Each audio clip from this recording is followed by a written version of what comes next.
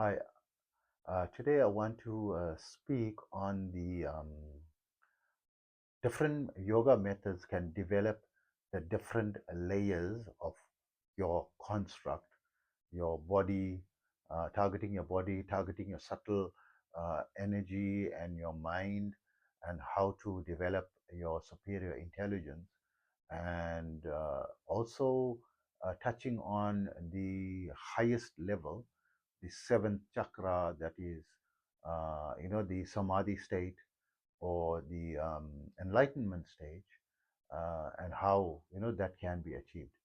So let me first introduce myself. I am Osman. For those who don't know, I'm an energy healer on a master level with telepathic capabilities, specializing in critical care recovery and terminal illnesses, amongst a host of other physiological, psychological, and even spiritual ailments, especially treating the adverse effects of involuntary Kundalini awakening. I'm also an advanced level yoga and meditation teacher, uh, having practiced yoga and meditation for 50 years, almost 50 years, and teaching for 44 years. And in that period, learned under different schools of thought and masters, and created my own combination protocol, simplified for the 21st century. And now my success rate is having students in over 100 countries. And if you want to know more about my services, please visit my website, yogawellness786.com, and also understand that all my therapies are natural based and not a replacement for medical treatment. So coming back to the various aspects of yoga, and a lot of people I noticed they focused on mindfulness, and some people are just doing some breath work and mindfulness, and some people are doing hatha yoga, and trying to include that into the system and the mix, but not understanding really what is for what, right? So the typical problem in the yoga field is many people focus solely on meditation, right? And during the COVID period, the second highest Google word after COVID was meditation, because everyone was seeking a way to find inner peace, tranquility, to overcome stress, anxiety, because it was very frustrating to be in lockup and uh, uh, confined, to just your home and the people around you and things. You found the worst of human nature, when you had the chance to go to the shopping mall, and in the aisle people are fighting, for toilet roll. You see how they, will grab it, and that true selfish nature. And also you find it in wars, where people can talk so nicely, and then they go out and they go and kill people, innocent families and children, and come back and keep smiling and talking to you. And you see the atrocities, of war, the evil nature of people. So so coming back, the yoga is here to improve and to elevate your consciousness, and to increase your awareness of what is right and what is wrong. And you can see that. So let me quote Sadhguru in this case. He says, when you feel there's a I and there's a you, then you've got no empathy for the other, because you become selfish. But when your consciousness increases, and there's no difference between you and the other person and everything around you, you feel the pain, or the empathy level is like, you feel that difference between you two is no longer there. You feel one with everyone. Then there's no need to preach brotherhood of mankind and so forth. No need to teach morality, don't hurt the other person, because you feel, when that person hurts, you feel as though you are hurt. When someone is in suffering and in need, you feel that you yourself, you empathize so deeply, and you want to do everything, to help that person, right? So of course, everything within reason and within limits, right? So coming back, the five layers of the human construct is, they say, the five koshas in the Sanskrit language, and Vedanta, and Satanda talks about Annamaya Maya Kosha, Pranamaya Maya Kosha, Manomaya Maya Kosha, Vijnana Maya Maya Kosha, and Anandamaya Maya Kosha, right? The five levels. So the undermine, you have your body, you have your subtle life force energy, you have your mind, you have your superior intelligence, which is not the intelligence you experience now. Superior intelligence is awakened when you develop the higher levels of your brain and it becomes fully mature and it awakens. It's the development of the Agna Chakra or the third eye layer. When that is completely active, the speed at which your brain can think is exponentially. I cannot put even compare a number to it. When I experience it, it's like all the problems throughout my life that I had and questions got solved in a split second. I got the answers, and I decrypted and analyzed it, right? um, and found whether it's the right answers or not, but I was no longer confused, you know, and there was no disturbance, and I was amazed that in a split second, so fast, it thought of so many thousands and thousands of things and answered, gave me a possible solution for everything, right? That's the Vijnana Maya Maya Kosha. And Ananda Maya Maya Kosha, where you, on that level, you're feeling blissfulness and blissed out, all the time. Like our Sadhguru says, look at my eyes, I'm stoned all the time. I'm always in bliss. Whether someone comes with a problem, whether problem comes or doesn't come, you're still feeling good inside yourself. You're not letting external circumstances to make you depressed. Because currently people allowing external circumstances to control them. When good things happen, then they become happy, and then when bad things happen, they become sad. They're on this frequency. When you're in the blissed out, you hear, right, far higher. Whether good things happen or bad things happen, you're still feeling amazing. So amazing, no amount of good things can bring you the level of peace, happiness, joyfulness, and bliss as what you're feeling on that higher level. Or bliss is far superior to the elated feeling you get when something good happens.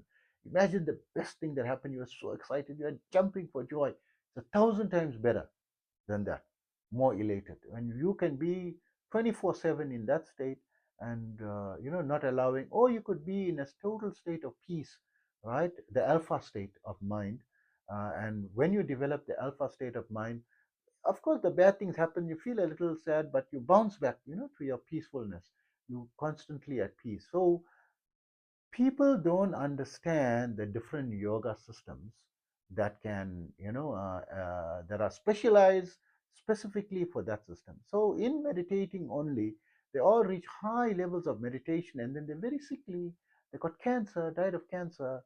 So a few days ago, a couple of days ago, actually day before yesterday, I met someone and they mentioned to me one of my mentors in meditation that took me to the highest levels of meditation. I used to meditate with her in a center, which was very advanced in meditation. And when you connect with a person's energy like that and meditate in their presence, it's very easy for you to go to the highest level and experience the highest level of samadhi, right? And that is through, probably she herself voluntarily did it, or it happened involuntarily just by being, within the vicinity of her aura, right? So I went to the highest levels, and they said she passed away. You must know now she is so elevated and advanced in meditation. She is meditating for I don't know how many decades, from 3 a.m. to 7 a.m. daily. And every night, doing unpacking for maybe 10, 20 minutes, right? And then going to bed. And involving herself in selfless service throughout the day, trying to help people and talking to them, bringing peace to the mind, counseling them. And a presence alone is peace, right? So she died how? Of cancer. So wasn't meditation supposed to connect you with the causal energy, which theoretically is supposed to even help to alleviate all types of illnesses? Yes, the side effect, it does help to reduce illnesses and so forth, but it doesn't. It's not directly designed for your development of your physical body. It's a side effect. The thing that is designed, what a lot of people neglect, is the other aspects of yoga. Hatha yoga is addressing directly the physical body. So people who's practicing hatha yoga directly together with a healthy diet, right? A whole foods, plant-based diet. You don't have to go 100% to it. I understand people can't go, into that. But having mainly whole foods, healthy food, whole food, plant-based diets, at least 70 to 80% in your plate, right?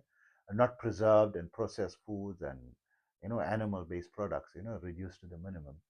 So, together with the hatha yoga postures, usually these people are physically very strong, right? The only thing that can disturb them is some poison or harmful chemical. That's why preservatives, because some harmful chemicals can come from, preserved or processed foods that can deteriorate or cause oxidative damage in your body, right?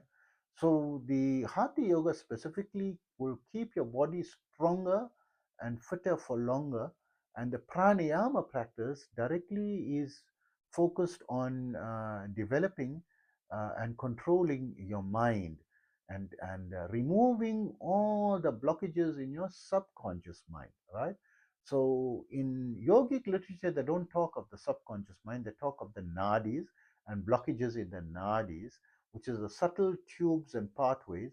But it's in modern Western psychology, the mind is a complex construct with the subconscious mind, where the subconscious mind has got a lot of repressed thoughts and aberrations that is influencing your conscious mind and your decisions and your behavior. So no matter what decisions you make, you keep doing the same mistakes, and it's finding difficulty to progress. It's like you feel like you are a failure, and no matter what you do is not coming right. You keep going in circles and remaining, but it's actually your activities or your brain or your mind is controlled 95 to 97% by your subconscious mind. You at best have 5% control. You normally have 3 to 5% control. This is according to psychology science, right? So pranayama clears more and more of these blockages with practice, and it takes consistent, and if you're doing the correct method, you will start getting more and more control of your life according to your intention. You become more intentional and purposeful in your life. Whatever you want to attain, you are able to attain it, right? So in my life, in my past, whatever goal I set, I attained it, irrespective of how long it took. Some goals, it took me 6 years, some took me 12, 13 years, some took me 40 years to attain. But I never lose sight of the goal when I attained it, right? My attitude is either I'm going to attain the goal or die trying. And that's how, I attained. And I still got more goals, right? So the pranayama helps. It's your energy, subtle life force energy, that is designed specifically to clear up the mind. And the person who's proficient in the practice of pranayama, will not have psychological problems. Person proficient in hatha yoga generally will not have, health problems. Occasionally, there may be a virus that's overpowering. It's an unnatural thing that may come, or your immune system is down due to, poor dietary choices and so forth, that, depletes your immune function. But you maintain good dietary protocols and practicing hatha yoga, generally you will not easily become ill. So 90% of illnesses will not harm you, physical, but harms other people, right? You will have like insulation against 90% of it. Then you have your Vijnana Mayam or your high intelligence. How to develop that? That is through mindfulness practice. So mindfulness practice also, yes, it silences the mind, but designed to take the energy, your life force energy up, and feed your brain and power up the subtle energy centers in your brain to awaken the higher um, creativity and the higher functioning of your physical brain, right? So a good example to investigate someone who is a master of this level is Gopi Krishna. You can Google him.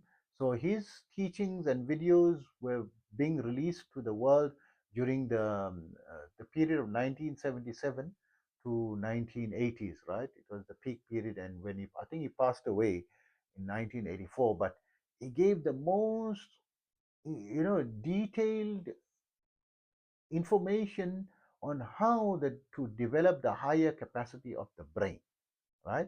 And he was meditation focused, right? Focused on meditation. So these are the levels up to the Vijnana Maya Kosha. But for the blissful state, yes, it comes to, or the enlightenment stage. So the Vijnana Maya Kosha translate to the sixth chakra or the sixth energy center known as the third eye, right? Situated more or less in this, you feel it, it's not there, you feel it in that area. But we believe that the equivalent, the physiological equivalent to it is your pineal gland. When it activates, you'll feel like a pulling and a throbbing here. And eventually, when it's fully activated, you'll be able to see with it, right? So theoretically, that's what is said, and experientially, that's what I experienced, right? When that opens, you can see like how the two eyes can see. Although a lot of people deny it, they said that is not. That is because they never awaken it completely. When it's awakened completely, you can see. I'm not the only person who experienced it. A lot of people experience. When you open that, you can see the more subtle frequencies, which is not usually aware to the normal, because your eye has got a limited range, frequency range that you can see. The third eye has got a much higher range, like how the bee has got a higher range of light that it can observe. So the third eye has got a higher range of frequencies that it can observe and can observe subtle frequencies. And that's how Gopi Krishna, when he described what he's seeing, he described that I only not just see the soil, but I see the energy, in the soil. So everything has got energy. This is a scientific fact because nothing can be held together without atoms and molecules that are bound together by a magnetic force. So they're referring to that magnetic force, that energy, that subtle life energy, which is controlling and permeating everything and the movement of everything, which is moving timelessly. The world is, the planet is spinning at a certain speed. If it's off even by a fraction of the speed, all life on earth will cease to exist. That's how delicate the balance is, right? Of everything. And it's not, planets are not clashing into each other. They're following a certain pathway within a certain time. They following a specific time and also a specific speed, and they're all located in its right places, right? And even the earth and the trees and how its photosynthesis is happening and how the oxygen is being spread to the world and how the human is developing and maintaining itself. All these miraculous things, this energy is there, but we can't see it with the normal eye. But when you develop the higher consciousness, the higher parts of your brain, which is dormant, everyone has got it. It's just that it's dormant. You don't know how to awaken it. So through that progress, so it's not that easy to also awaken it. It's not like simply I'm going to do it and it's going to awaken. So according to the theory presented to by Gopi Krishna himself, he personally created experiments, and himself as a child was a part of an experiment, right? And how he became enlightened or reached the super, not enlightened, the super conscious state, where the capacity, the brain capacity, he realized the fuller capacities of the brain, multiple times higher than the dormant or layers of other people, right? Where they are basically operating on a 10 to 20% range, and he was approaching possibly 100%, right? 90 to 100% of the range. And he explained in their experiments that when they choose those who are inclined to the field of meditation sciences and had the right genetics and the right mindset and so forth, which is, I would say, a fraction of a percentage of people, right? From my experience, I would say 0.1% is being very generous. Probably it could be 0.01% or even 0.001% of people. When they chose just 100 people of those limited percentage of the people, the success rate of achieving the completion of the development of the brain was only 3 to 4% of that small fraction. So it's not that easy. So you're striving towards it, towards opening it. And I believe the deficiency in his method was they neglected the other methods because the other methods support the highest, all methods working together. What's the point you're trying to do that level and all the lower levels are not developed? So a lot of your energy going towards maintaining the imbalance of the lower levels, and then that's why very little goes to develop the higher level, right? To develop the brain, which is a higher level of frequency or consciousness or method, because there is a hierarchy of like needs, right? There's a primary needs, secondary needs, tertiary, and your aesthetic needs is like the highest. So this will come more on the higher level of needs. So your energy is being wasted and dissipated in trying to maintain, because you are not doing anything towards harmonizing that. So when you practice the other yoga levels and work at consistently harmonizing the other level, then it can expend more and more energies towards the highest part, developing your brain. And then that, I believe that 3 to 4% percentage of the fraction of a percentage can translate into possibly 80 to 90% of any person and every person, right?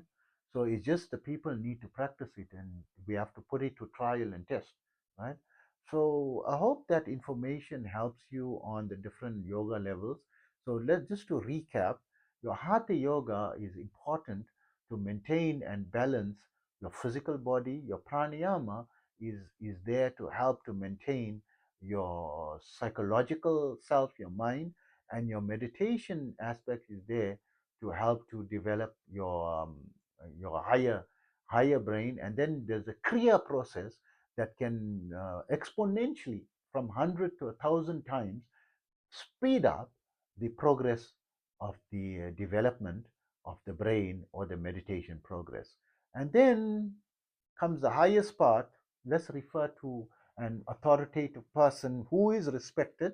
We don't know whether his information is the correct information or not, but I believe that what he's saying is correct from my own experience. I will back it up.